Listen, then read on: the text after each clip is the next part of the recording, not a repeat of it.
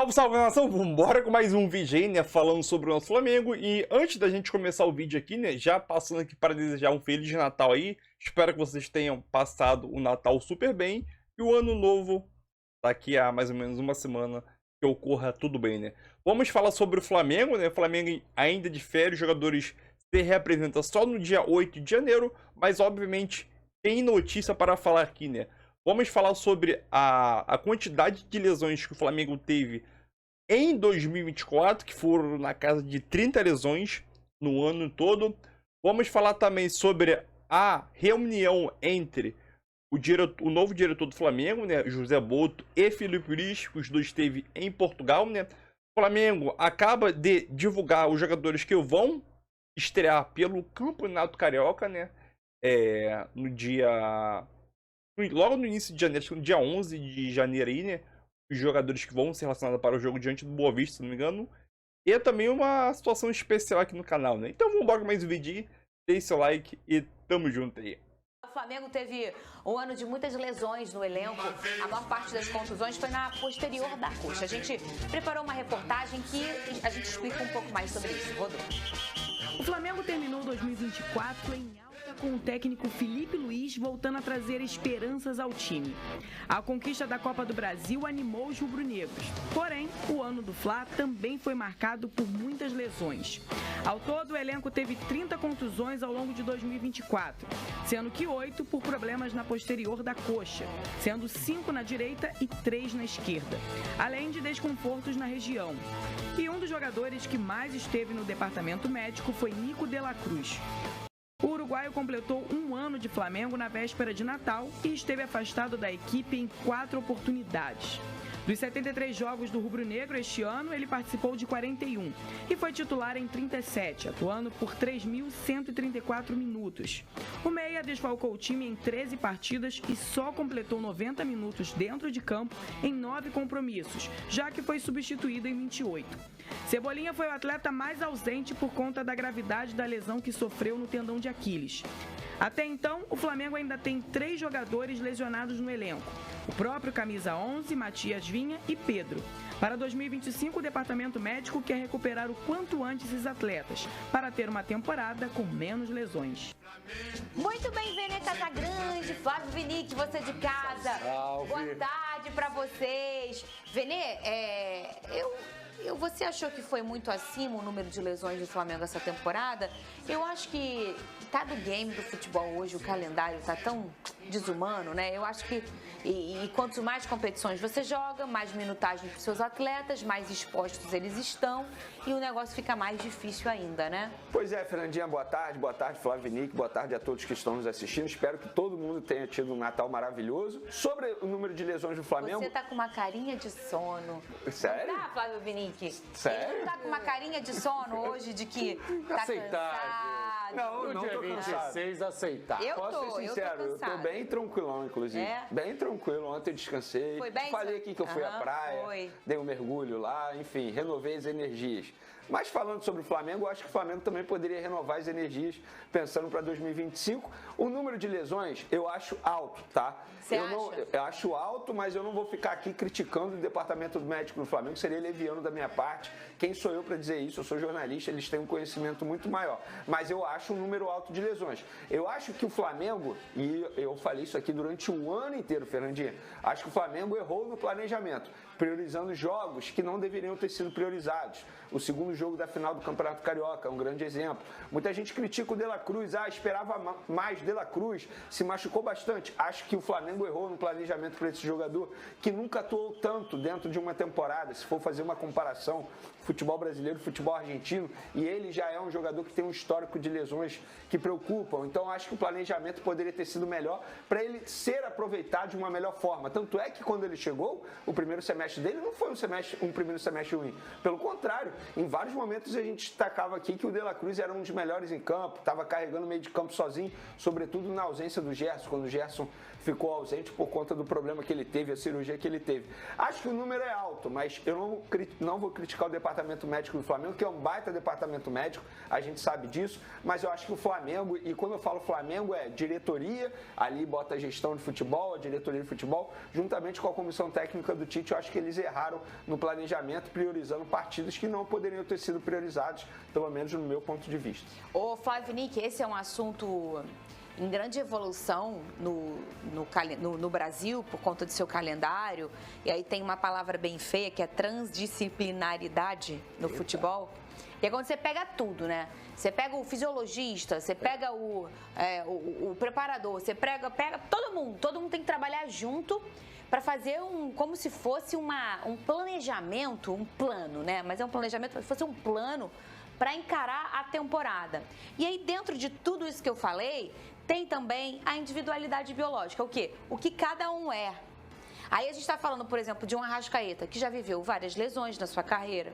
A gente está falando de um De La Cruz, que o próprio Vene trouxe, que é um cara que tem um histórico de lesões. E aí também tem uma questão, que eu não vou dizer que é falta de sorte, mas é um pouco. Com o Michael, que é um cara que nunca se machuca e acabou de chegar e se machucou. A culpa é de alguém? Não é, aconteceu. Então, é muita coisa para apontar o dedo. O Vene foi muito bem. Não dá para se apontar o dedo nesse caso de lesão. Dá para acender um sinal. Opa, essa estratégia que a gente teve pode não ter dado certo. Vamos ver na próxima temporada. O que a gente pode fazer, né? Mas apontar dedo nesse assunto não tem como. Na área da saúde isso é bem complicado. Às vezes o torcedor, o leigo, né? Poxa, mas estão machucando os jogadores. Será que o preparador físico está forçando a barra? É estranho. E conversei com preparadores, conversei com o pessoal do meio e que isso pode acontecer em qualquer clube, mas tem dois pontos aí que no caso do Flamengo a situação se agrava. Primeiro é a pressão para ganhar tudo. É verdade. Muitos elencos, muitos times e muitos torcedores entendem a questão de você priorizar uma competição, de você poupar. Parece que no Flamengo, você falou em poupar, é uma palavra proibida. Parece que o torcedor fica naquela, mas nunca poupou. Em 81, o Zico jogava. Quando vão lá para trás, gente, mudou a ciência. A exigência física do jogador é muito maior. E então não adianta olhar para o passado e fazer uma comparação. Hoje em dia a realidade é outra, tem que poupar sim. Parece que no Flamengo é proibido poupar e o cara vai no limite mais do que em outros clubes. Esse é um ponto. O outro ponto é que esses principais jogadores do Flamengo também vão para as seleções. E aí, quando você tem uma data FIFA para a turma respirar, para dar uma folga, para deixar um tempo os caras descansando, você não consegue fazer isso no Flamengo. Se a gente voltar e lembrar, o De La Cruz foi marcante o ponto da Copa América, que o Flamengo perdeu vários jogadores e o De La Cruz nunca mais conseguiu uma sequência, nunca mais conseguiu atuar bem depois que ele teve todo um estresse e voltou da Copa América diferente. Aí o Arrascaeta também serve a seleção uruguaia. O Pedro se machucou servindo a seleção. Foi um acidente? Foi, mas se ele não fosse convocado, estaria quietinho aqui no Rio e aí a probabilidade aumenta também quando o cara não tem descanso. E também conversei que essas decisões geralmente chama dirigente, chama o cara da fisiologia, chama o técnico e chama o jogador. E muitas vezes o próprio jogador, não quero. Existe um estudo, ele tem uma probabilidade para se machucar. Quando vem, existem exames que existem exames. Então é aquela coisa, dá para o cara jogar? Pô, dá para jogar. Tem um risco? Tem. E aí muitas vezes o próprio jogador, cara, eu vou correr o risco, eu não quero perder esse jogo. E parece que no Flamengo essa pressão é maior, porque tem que ganhar Copa do Brasil, Libertadores, tem que ser campeão de tudo. E os caras ainda vão para a seleção e tem essa vontade do jogador querer estar em campo quando se sente bem. E essa pressão não vai e não deve mudar, né, Flavinho? Essa pressão não muda. Aí a gente lembra que no Flamengo, né, e no ano passado não ganhou nada.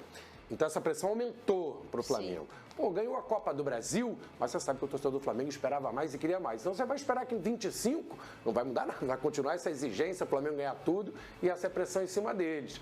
De repente aí pro Botafogo, já ganhou a Libertadores, brasileiro, vamos priorizar, vamos poupar. Você lembra que o Botafogo praticamente ignorou o Campeonato Carioca nos 2 últimos anos. Até no Carioca o Flamengo tem a obrigação de ganhar. Ah, não conta pra nada. Vai falar pro torcedor rubro-negro que ele deixa o Vasco ser campeão se tá numa boa. Um grande episódio disso que você está falando e confirma, que é emblemático pra mim, é quando o Tite coloca o time inteiro titular no segundo jogo da final da Copa do Campeonato Carioca contra o Nova Iguaçu, quando já tinha vencido por 2-0. E o próprio Nova Iguaçu já tinha jogado a toalha, sabe por quê? Porque tinha negociado seu principal jogador com o próprio Flamengo, o Carlinhos, que nem entrou em campo.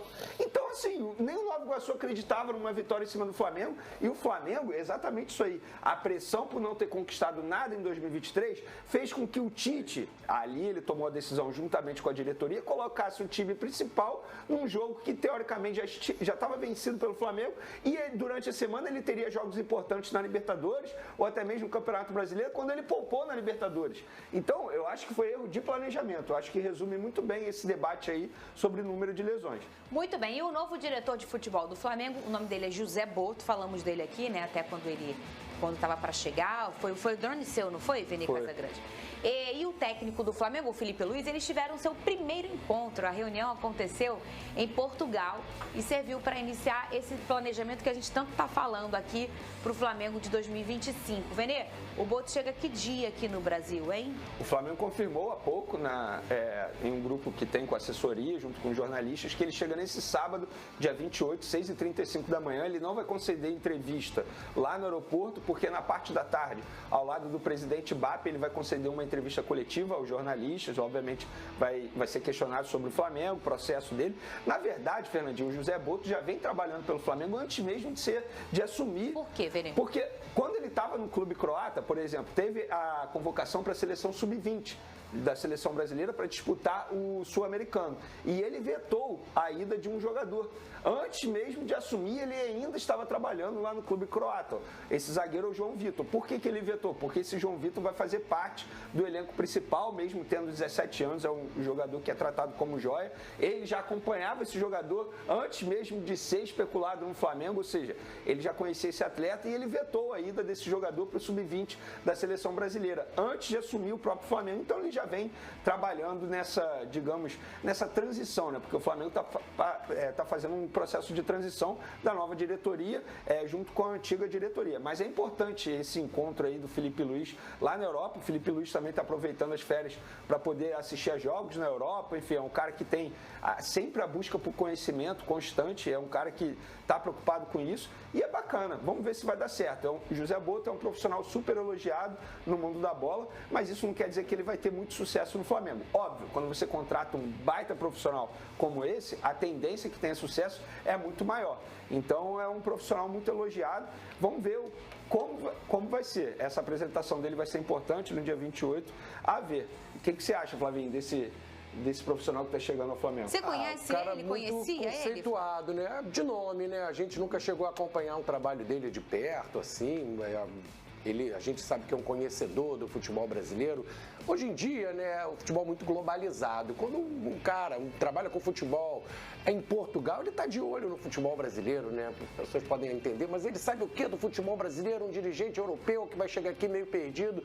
Não chega não, o mercado brasileiro, ele sabe bem que é muito visto na Europa, então ele já certamente já tem todo um conhecimento, todo um estudo aqui de jogadores de base, de jogadores até de interior, de Série B. Ele conhece bem o futebol brasileiro, pode ajudar o Flamengo. Esse papo com o Felipe Luiz, fundamental. A gente tem que lembrar que o Felipe Luiz conhece perfeitamente a base do Flamengo. Felipe Luiz foi o técnico esse ano do Sub-17 e do Sub-20. Então essa troca com o Felipe Luiz vai ser importante até para ele avaliar o material humano que tem na casa, né? O Flamengo sempre explorou bem as divisões de base e essa conversa com o Felipe Luiz para saber onde é que eu procuro, o que eu preciso, não só para ir no mercado e analisar o atual elenco, como analisar na base. O que pode ser usado na base? E um cara quando trabalha em times de Portugal, Ucrânia, Rússia, o cara tá olhando, sabe o que está acontecendo no futebol brasileiro. Não é daqui que saem os jogadores, claro, grande parte. A gente é muito valioso. Então ele conhece aqui o terreno. Aqui é o mapa da mina ainda. Exatamente. A gente pode, talvez, não ter um resultado em conquistas em seleção brasileira, que é o topo, né, do futebol brasileiro, nos últimos anos. Mas o mapa da mina continua sendo aqui. Mas eu acho que essa quantidade, né? A quantidade de bons jogadores do Brasil continua sendo que produz claro. a maior quantidade. Mas eu acho que esse vai ser o maior desafio do José Boto na carreira dele. Ele é um cara que ama o futebol brasileiro. Isso aí ele já mostrou, ele que encontrou o goleiro Ederson, o próprio zagueiro Davi Luiz. Mas é muito mais fácil quando você está no Benfica contratar jogadores de futebol brasileiro do que quando você está no Flamengo. Porque aqui, qual é a estratégia dos clubes? É não reforçar o rival, correto? Perfeito. Então, supondo que ele goste de um jogador aqui do futebol brasileiro. Assim como ele gostou de um profissional do Palmeiras e o profissional não veio para o Flamengo. É muito mais difícil você contratar pessoas, profissionais, jogadores do futebol brasileiro estando no Flamengo do que estando no Benfica. O que ele quer dizer é o seguinte, quando ele está no Benfica e ele gosta de alguém do Palmeiras, ele vai pegar o dinheiro e vai comprar. É isso. Quando ele está no Flamengo e gosta de alguém do Palmeiras, o Palmeiras não vai deixar ir para o Flamengo. O Botafogo não vai deixar ir para o Flamengo. Vai dificultar. Você tem toda a razão. Vai ser Eu não tinha pensado por esse lado. É o maior desafio da carreira do Zé Boto. Eu acho que ele nunca encontrou em nenhum outro clube a pressão que ele vai encontrar no Flamengo e esse grande desafio de contratação. Porque vai ser muito difícil. Ele é um cara que ele é apaixonado pelo futebol brasileiro, ele fala isso em todas as entrevistas, mas se ele acha que ele vai contratar tal como ele conseguiu contratar nos tempos de Benfica, ele está muito enganado. E aí ele vai mostrar o seu lado bom, que vai tentar fazer. Esse encontro foi em Portugal, né? Foi em Portugal. É legal no mundo do futebol, né? Tipo, ligo, Fernanda, tá de bobeira? Vamos tomar um café à tarde? Aonde? Na Praça Sans Penha, não. Lá em Portugal. Aqui no centro, na Tijuca. Boa! Vem aqui tomar um café, amanhã a gente já se encontra no jantar. A gente chega lá, Flavinho. Em Paris. Então é isso aí, nação, mais um vídeo aí para o canal, né? Como a gente disse aí, né? O Flamengo já divulgou os jogadores que vão ser relacionados para os primeiros 3 jogos, né? Desse Campeonato Carioca 2025 com o Lohan e Carlinhos. Os jogadores devem se representar ainda essa semana agora, né? Para começar a preparação para o Carioca 2025, né? Então vamos dar uma olhada aqui nos jogadores que vão sim atuar pelo time alternativo do Flamengo nas primeiras 3 rodadas, né? Como Lohan, Carlinho, Cleito, Diogo Alves, né? Alguns jogadores já são conhecidos aí do meio profissional, mas está aqui sim jogadores que serão relacionados, né? Goleiros: Diogo, Furtado, Eduardo e André, 4 goleiros. Laterais direito: Lucian, acho que se fala assim, né? E Daniel Salles. Lateral esquerdo: Zé Wellington, Carbone e Ainoa, acho que se fala assim, né? A pronúncia é complicada. Zagueiros: Cleito, da Mata, Felipe Vieira e Iago, né? Volante: Daniel, Ryan, Fabiano, Caio Vinícius e João Vitor, né? Meias: Rafael, Guilherme e Lohan, acho que o Lohan todo mundo já conhece. Atacante: Thiaguinho, esse Thiaguinho é aquele canhoto ainda. Felipe Tereza, Wallace, Ian, Chola, Felipe e Carlinhos, né? Então, esse é o time do Flamengo que vai estrear no Campeonato Carioca, né? Nas 3 primeiras rodadas, né? Então, e após isso, o Flamengo tem a obrigação de escalar o time titular, né? De acordo com a Federação do Rio de Janeiro, né? E como eu já disse aí, né? O Flamengo fecha a temporada de 2024 com 30 lesões no elenco, né? Então, o De La Cruz foi o jogador que mais foi ao departamento médico aí, né? Contando 5 ou 6 vezes. E o Everton Cebolinha foi o jogador que mais desfalcou o Flamengo aí, né? Em quantidade de jogos, principalmente pela lesão grave que o jogador teve, né? E quem não se lembra desse jogador aqui? Rafinha, que era comparado ao Neymar na época, né? 2012, 2013 ali, né? Jogava bem. A mesma ponta que o Neymar, rápido, habilidoso. Eu acho que o destaque maior dele foi uma partida contra o Vasco lá, né? Que ele quebrou o Dedé, que era considerado o melhor zagueiro naquela época, e fez um golaço, né? O jogo terminou 4-2, se não me engano. E o jogador hoje, ele fechou com o clube, né, de Manaus, que não tem divisões no futebol brasileiro. Aos 31 anos, né, o jogador tenta se reerguer, né? E ele chegou a dar uma declaração que comparações com o Neymar no início da carreira me atrapalhou muito. Obviamente, né? Qualquer comparação com um jogador fora de sério, que era o Neymar, iria atrapalhar a carreira de qualquer um, né? Então, cadê aqui? Jogador com em 2012, 2013, né? Aqui tem uns depoimentos dele aqui bem rapidinho aí pra gente ver aqui. Foi uma época muito boa. Até hoje sou lembrado pelos torcedores e fico com carinho e gratidão por tudo. É claro que tudo tem seu lado positivo e negativo. Talvez esse peso que foi colocado em mim por causa das comparações acabou me atrapalhando um pouco, gerando uma cobrança um pouco exagerada. Mas foi aprendizado. Só tenho a agradecer pela minha passagem no Flamengo e por tudo que ela proporcionou para a minha carreira, né? O Flamengo naquela época vinha em um período um pouco lado estava caminhando para estruturar da maneira que está hoje. E bem ou mal isso acabou afetando mais os jovens. Acabou gerando uma responsabilidade e uma cobrança que talvez não terias em outras circunstâncias. Ou até agora, né? Se a gente for olhar essa situação do Flamengo agora, os jogadores jovens não têm tanta cobrança como tinha antigamente. Podemos citar até o caso do Lohan, né? Se fosse hoje, por exemplo, acredito que teria um pouco mais de tempo e tranquilidade para evoluir, né? Acrescentou o jogador em entrevista ao Globo Esporte da Amazonas, né? Então aquilo faz parte aí. Sucesso para o jogador aí, né? 31 anos aí, já tá em meados de carreira para o final, né? Joga em um time de Manaus aí, então é complicado, é muito complicado. Mas é isso aí, nação, tamo junto e é nóis.